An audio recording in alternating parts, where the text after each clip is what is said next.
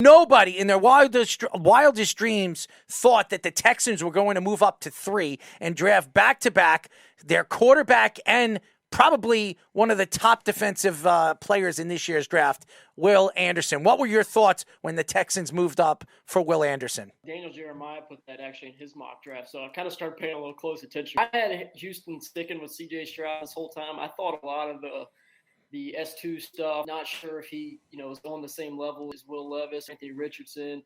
Thought that could have been coming from in Indianapolis, could have been coming from teams picking right behind them, hoping to maybe get Houston head a little bit. But they stuck with their guy, and, you like them coming back up.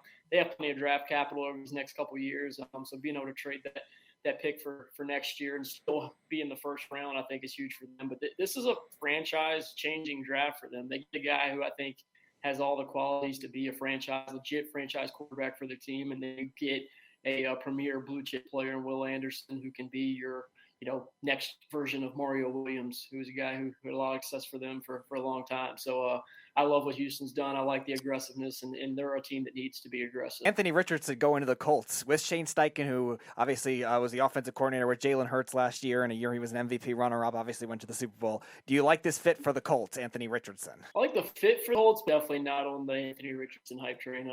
I think they actually had it on the NFL Network broadcast, like the highs are high and the lows are lows. Guys like Josh Allen who kind of overcome that, they get coached up and they really improve, but kind of pigeonholed it taking a quarterback. I prefer Levis over Richardson just because I think that Levis wasn't as good this year. He was banged up for most of the year, played through an injury. But I think that the consistency showed up on tape more with Levis. You see the highs with Richardson, but, man, you'll see 5 or 6 highs in a row, and then you'll see 8 to 10 lows. It's hard to play the quarterback position in the NFL when the processing isn't always there, the accuracy isn't always there. But you see the freakish athleticism and the arm talent that he possesses follow the Josh Allen footsteps. It's just, that's a rich bet. Doesn't normally pan out the way that we've seen it work out for Buffalo. Who really stands out the most that is still available as a first-round grade? For me, it's Nolan Smith, falling a little bit after the offseason he's had. He tested extremely well. He's my 13th overall player, so we're still right around where I have him graded and where we're at in the draft. But I think when you're talking about edge rusher, which is a premier position in the NFL, and then an athletic edge rusher, which is something that's ultra premier in the NFL, Nolan Smith kind of fits that. I don't love this edge class. I'm a little bit lower on Tyree Wilson than some. I know a lot of people had him as a top 5 prospect. He's 11 for me.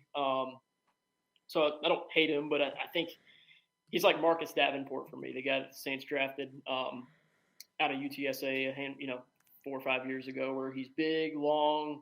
He just technique-wise, he still has a long ways to go, and he's still got to learn how to clean up his footwork a lot. He has a lot of false steps on tape that I think we talk about how he's twitched up in that lower half. I think he is relatively twitchy there, but he just his footwork's always a little bit of a mess, so it slows him down. He's not able to really benefit from his hands and his feet syncing together. So that's an issue for him. But he's a guy that you can, on passing downs, you can put him on that wide 9, let his long arms, long frame kind of do some work, or you can reduce him down inside and let his quickness kind of take over. Washington on the clock, you'd imagine they're going corner and Christian Gonzalez. This is a super fall for him. Washington went with Emmanuel Forbes. Wow. No, they did not. Christian Gonzalez is going to the Patriots. You watch. I would have never bet that Christian Gonzalez would be – I thought there was a chance Devin Witherspoon could go 1. There was a lot of hype surrounding him, but I would have never bet that he wouldn't be the second cornerback drafted. Now he's not going to be the 3rd, which is